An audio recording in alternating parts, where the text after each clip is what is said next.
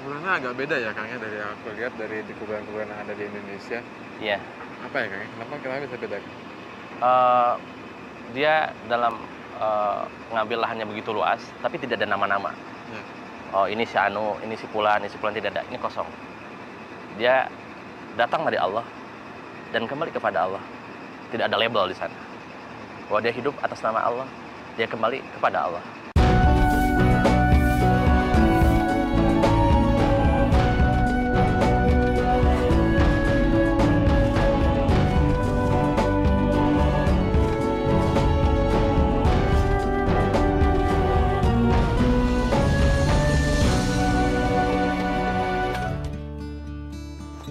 Hijrah Rasulullah ke kota Madinah, suatu perubahan besar. Kenapa hijrah ke kota Madinah? Dia bangun atas nama Allah Subhanahu wa Ta'ala. Dia pertama kali menginjakan kakinya di kota Madinah. Bukan membangun istana, bukan membangun perusahaan, bukan membangun apapun, tetapi yang dia bangun adalah masjid.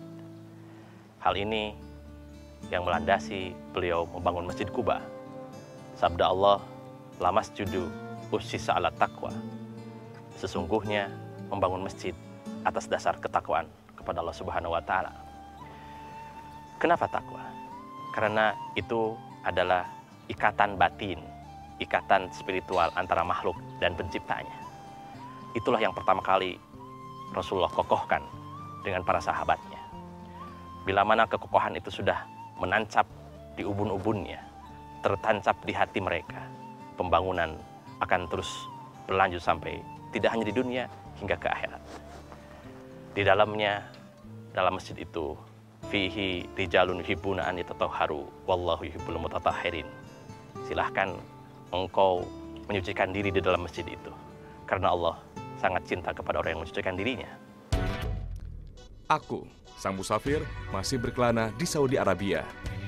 Aku sekarang akan mengisahkan perjalanan hijrah Nabi Muhammad SAW.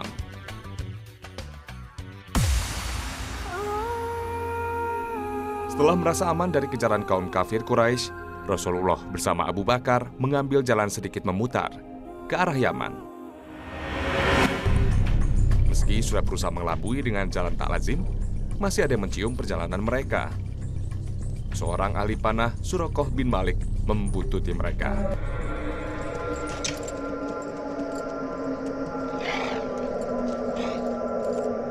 What is it? They're not grazing camels. Hampir saja Suraqah berhasil melapaskan anak panah. Tapi tiba-tiba kudanya terprosok ke pasir. Setelah beberapa hari, dua pimpinan umat Islam itu tiba di Quba. Tepatnya Senin 8 Rabiul Awal atau 23 September 622 Masehi. Nabi Muhammad SAW menginjakan kaki di kota kecil sebelum Madinah itu. Kedatangan Rasulullah dan Abu Bakar itu disambut antusias oleh masyarakat Quba. Orang-orang keluar rumah menyambut kedatangan Rasulullah SAW. Mereka mengelilinginya sementara Nabi Muhammad hanya terdiam karena sedang turun ayat At-Tahrim ayat 4. In tatuba ila Allah faqad sawat qulubukuma wa in tadhahara alayhi fa inna Allah huwa maulahu wa Jibril wa salihul mu'minin wal malaikatu ba'da dhalika dhahir.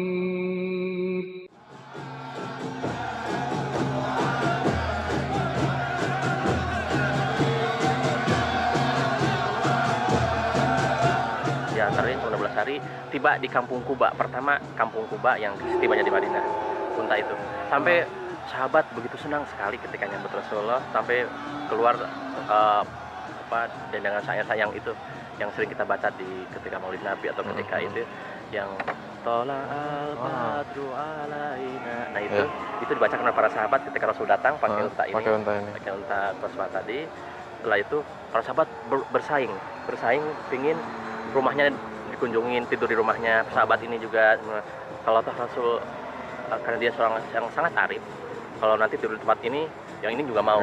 Hanya melalui unta tadi kepada sahabat bicara, biarkan untaku ini berjalan di mana dia berhenti, Di situ ketika saya. di situ aku akan punya.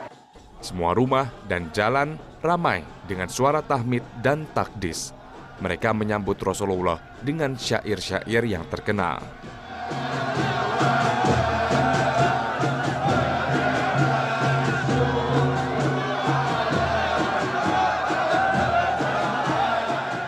Unta yang ditunggangi Rasulullah terus berjalan. Unta baru berhenti di tanah milik rumah Abu Ayyub dari Bani An-Najjar yang masih ada hubungan dengan keluarga Nabi Muhammad dari jalur ibunda Siti Aminah.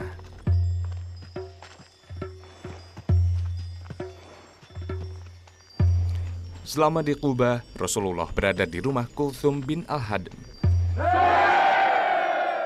And our first meeting place! Di Quba ini, Nabi Muhammad bersama warga membangun masjid. Masjid Quba ini adalah tempat ibadah pertama yang dibangun dengan tangan Nabi Muhammad dan para sahabatnya. Bahkan Nabi Muhammad ikut mengangkat batu. Rasul mengomentari tentang masjid ini dalam sebuah hadis, man tatahhara fi baitihi summa ata ila masjid Quba fa shalla fihi sholatan kana lahu ka ajri umratin. Ketika orang berwudu dari rumahnya, kemudian pergi ke masjid Quba ini dan melakukan sholat di dalamnya, pahalanya sama dengan 1 kali umrah bersama Rasulullah SAW. Masjid ini telah beberapa kali mengalami renovasi. Khalifah Umar bin Abdul Aziz adalah orang pertama yang membangun menara di masjid ini. Perluasan terbesar Masjid Quba dilakukan oleh Raja Fahd Ibnu Abdul Aziz pada tahun 1986. Kala itu, arah kiblat Masjid Quba masih mengarah ke Masjidil Aqsa di Palestina. Di dekat Quba juga ada masjid yang sangat bersejarah. Masjid Qiblatain. Qiblatain artinya Masjid Dua Kiblat. Masjid ini mula-mula dikenal dengan nama Masjid Bani Salamah karena masjid ini dibangun di atas bekas rumah Bani Salamah sebelah utara Madinah. Masjid ini menjadi saksi ketika arah kiblat pindah dari Masjidil Aqsa ke Masjidil Haram di Mekah. Perubahan terjadi Senin bulan Rajab tahun kedua Hijriah. Kala itu Rasulullah sedang melaksanakan sholat zuhur di masjid ini. Di tengah sholat, turunlah wahyu surat Al-Baqarah ayat 144. قد نرى تقلب وجهك في السماء فلنولينك قبلة ترضاها فول وجهك شطر المسجد الحرام وحيث ما كنتم فولوا وجوهكم شطره وَإِنَّ الَّذِينَ أُوتُوا الْكِتَابَ لَيَعْلَمُونَ أَنَّهُ الْحَقُّ مِنْ رَبِّهِمْ وَمَا اللَّهُ بِغَافِلٍ عَمَّا يَعْمَلُونَ. Demikianlah sejarah perubahan kiblat yang bisa umat muslim terapkan hingga saat ini.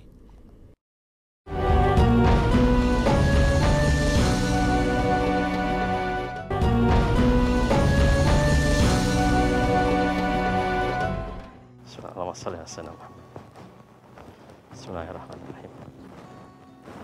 Pondasi telah dikukuhkan dengan dibangunnya Masjid Quba. Perjuangan Rasul berlanjut menuju kota Madinatul Munawwarah. Beliau membangun peradaban di dalam kota itu. Pertama yang dilakukan adalah mempersaudarakan kaum muslimin antara kaum muhajirin dan kaum ansor. Muhajirin adalah kaum muslim yang hijrah dari kota Mekah ke kota Madinah. Kaum ansor adalah penduduk asli kota Madinah. Dipersaudarakan hingga kokoh, hingga kuat. Ketika itu Islam sebagai penguasa yang kuat, Muhammad sebagai pemimpin yang hebat ketika itu, rahmatan lil muslimin. Tetapi ada elemen lain yang tinggal di kota itu, yaitu kaum Aus dan Khazraj. Sebagai penguasa yang kuat, tidak lantas dia mengusir kaum lain itu. Bahkan Rasulullah merangkulnya, dan hal ini dituliskan dalam piagam Madinah. Silahkan kaum Yahudi hidup di situ, silahkan mencari nafkah di situ. Dirangkul oleh baginda Nabi Muhammad SAW. Hal itu menandakan bahwa Islam milik bersama, yaitu karakternya adalah rahmatan lil alamin. Sabda Allah dalam satu ayat, wa ma arsalnaka illa rahmatan lil alamin.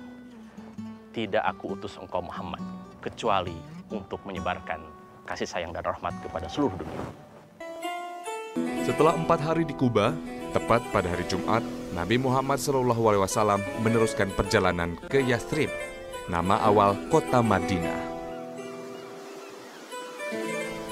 Di kota ini juga beliau dengan para sahabat mendirikan sholat Jumat pertama atas perintah Allah. يا أيها الذين آمنوا إذا نودي للصلاة من يوم الجمعة فاسعوا إلى ذكر الله وذروا البيع ذلكم خير لكم إن كنتم تعلمون. Dan sisa sejarah itu bisa dilihat dari Masjid Jum'ah. Uniknya, saat ini Masjid Jum'ah jarang sekali dipakai untuk sholat Jumat. Karena masyarakat Arab lebih memilih sholat Jumat di Masjid Kuba dan Masjid Nabawi. Seusai sholat Jumat, beliau tiba di Madinah.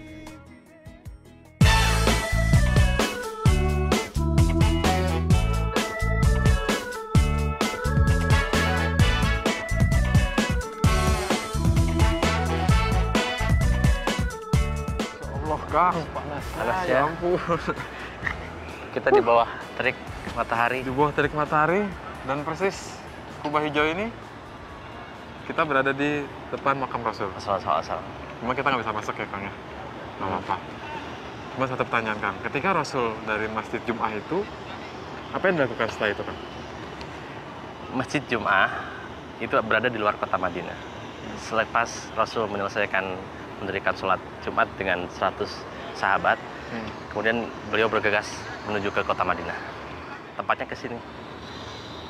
Ke sini. Di mana yang ada Qubatul Hadra, Kuba yang hijau itulah. Di situ Rasul dari Masjid Jumat ke tempat itu.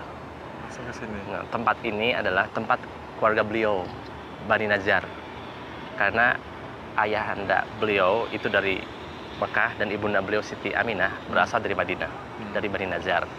Tepatnya adalah depan halamannya Abu Ayyub Al-Ansari, masih saudara beliau. Dia membangun di kawasan situ. Setelah masjid dibangun, kehidupan Madinah kian ramai.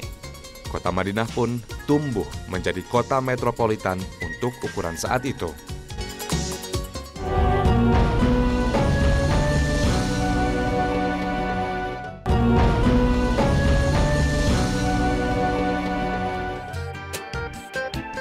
Madinah terus menggeliat. Seiring dengan perkembangan dakwah Islam, Madinah boleh dikatakan tumbuh sebagai sebuah negara kecil. Tapi jangan dibayangkan negara itu luasnya seperti sekarang ini. Kang, saat itu kota Madinah seluas ini atau gimana Kang?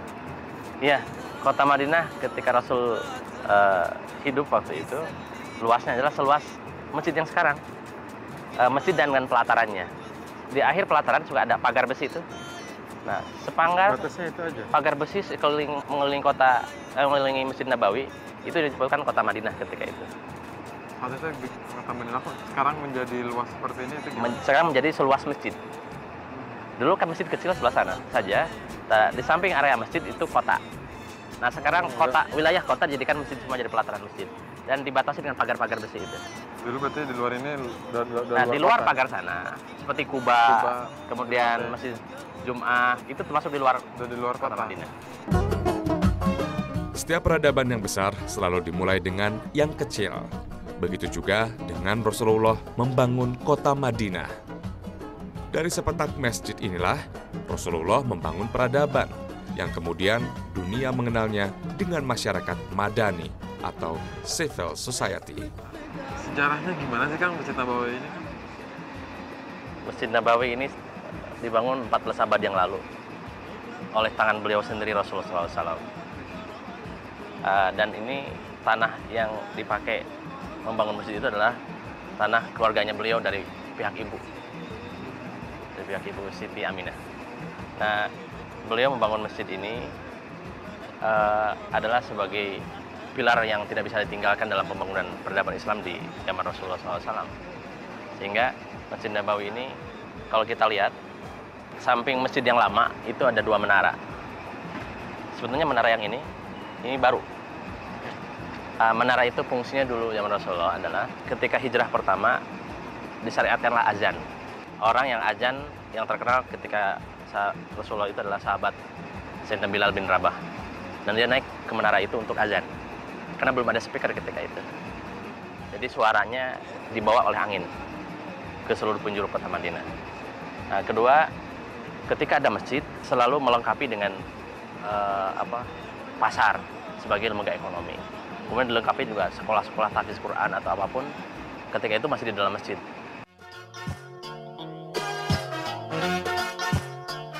Sekarang masjid ini sudah sangat mewah. Masjid ini hampir sama besar dengan kota Madinah di masa Nabi dahulu.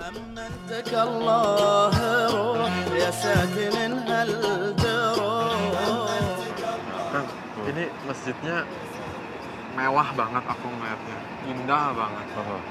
Awal berdirinya ini sendiri kapan dan prosesnya sampai sekarang tuh apa aja yang udah dibangun? Sebetulnya masjid dibangun tidak sebesar ini sebelumnya. Sebelumnya enggak?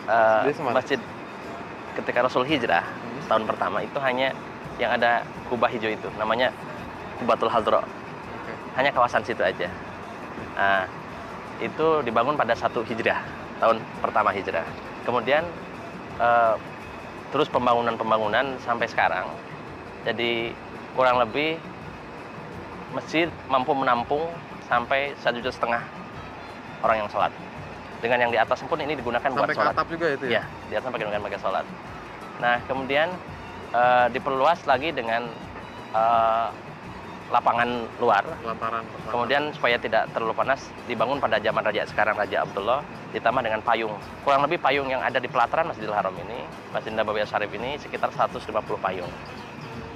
Dan payung ini itu digerakkan semua pakai komputer, termasuk kubah masjid yang sekarang ini jumlahnya sekitar 27 kubah, tetapi dia gerak. Bisa gerak? Gerak. Semua pakai computerized. Tambah menaranya yang baru 8, yang lama cuma 2 depan. Jadi jumlahnya 10. Beribadah di Masjid Nabawi terasa nikmat.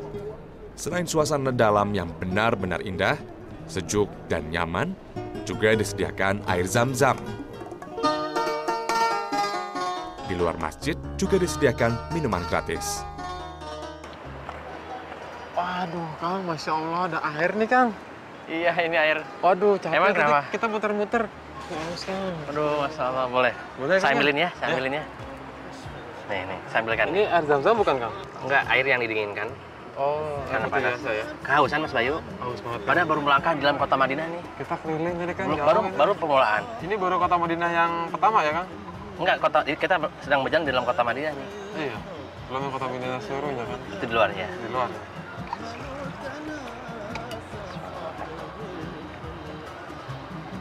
Alhamdulillah. Lanjut, Kang. Tam-tam aja. Tam-tam. Tak jauh dari masjid ini ada pemakaman umum yang sudah ada sejak zaman Rasulullah. Ya, makam Baqi. Di makam ini tak kurang dari 10.000 sahabat, ribuan tabi'in dan tabiut tabi'in dimakamkan di sini. Nah, ini Itu kuburan ya? kuburannya ini adalah namanya Baqi Gharqad, di mana para sahabat Rasulullah ketika itu dimakamkan. Kurang lebih sekitar 10.000 sahabat di dalamnya. Termasuk Khalifah nomor 3 Sayyidina Utsman bin Affan ada di dalam Baqi ini. Kuburannya agak beda ya, Kang, ya, dari yang aku lihat dari di kuburan-kuburan yang ada di Indonesia. Iya. Apa ya, Kang? Kenapa bisa beda? Dia dalam ngambil lahannya begitu luas, tapi tidak ada nama-nama. Ya.